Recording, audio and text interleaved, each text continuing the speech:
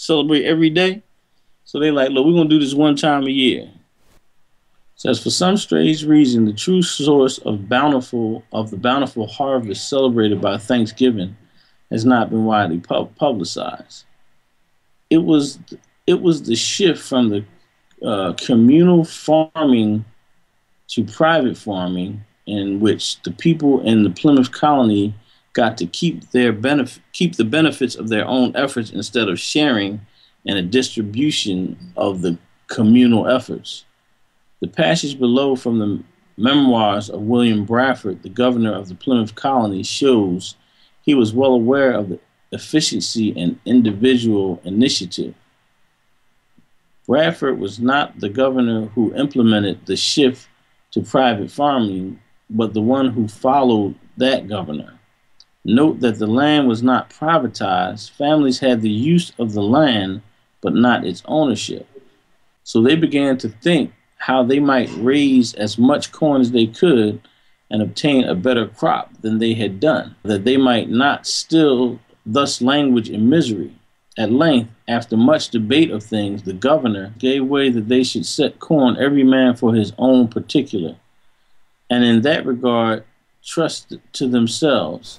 So basically, they were trying to figure out how they can make the harvest better. So this governor decided that everybody should be able to plant and do the work, whatever work they did and whatever they planted, they got to keep instead of having to share with everybody, because they was a bunch of stingy. And then it also seems like what he's saying is when they privatize land and they decide to let people reap essentially what they've sowed and basically let them take forth from the work that they put out, it seems like it increased productivity from what they were saying, and so that was one of the incentives behind it, is to increase productivity. Yeah, because they were doing a communist type government where everyone worked and everyone took an even share, and people weren't working because they knew that everyone was going to get an even share, so they wouldn't work.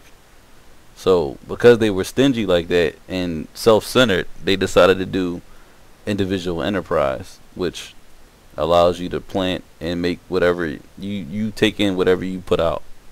But it also makes people that are lazy work, and I think that was exactly. one of the whole agendas behind it too. If you're lazy, Yeah. you don't work, you don't eat. That's basically one of the agendas behind it. So it takes away from people's ability to sponge and siphon off others. Well, a lot of people, what they were doing is when everyone would work, people would lay back because they knew that they would take an even portion, so you don't have to.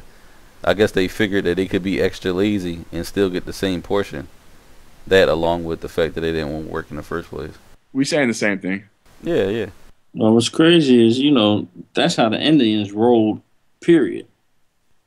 They didn't even, have like possessions. If you wanted to, chop down a tree, you just went and got the axe. And so assigned to every family a parcel of land according to the proportion of their number for that end, only for present use, but made no division for inheritance, and ranged all boys and youth under some family.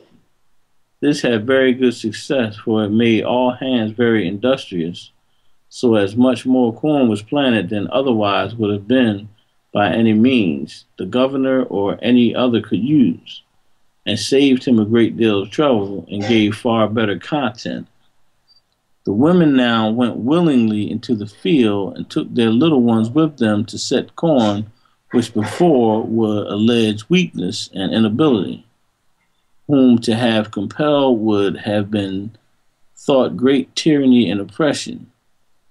The experience that was had in this common course and condition tried sundry years, and that amongst goodly and sober men may well evidence the vanity that conceit of Plato and other ancients.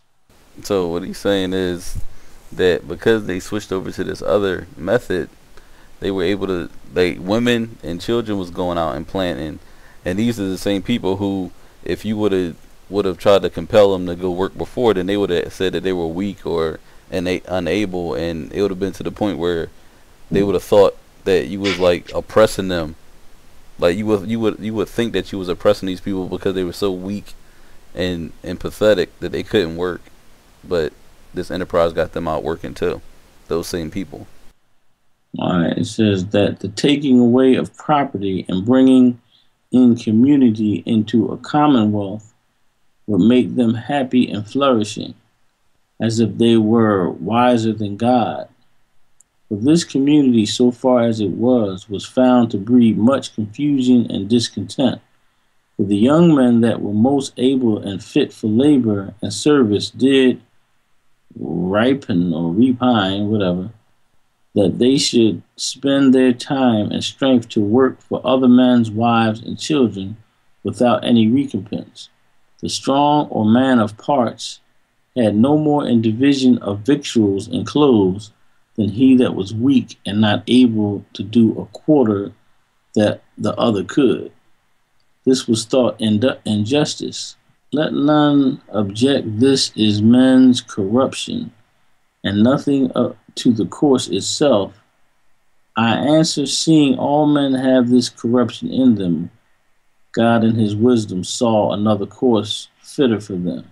It's really interesting to look at the way certain cultures think. Like when you look at like the way they formulate their culture, like and what they're trying to do, it basically looks like they have no sense of community at all. Like, you know what I mean? Like when you look at the vast difference between, for example, Israel, you had certain tribes and they were the farmers, certain tribes, they were the priests, and everyone basically played their function.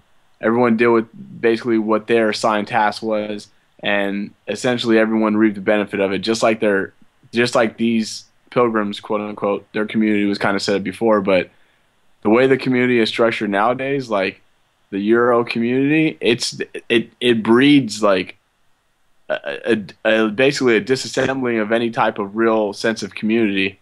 Capitalism. Capitalism, essentially, yeah. Every man for himself. And they're trying to spread that throughout the entire world, because when you spread capitalism, when you spread, that Euro type of community, you basically fragment every household from one another.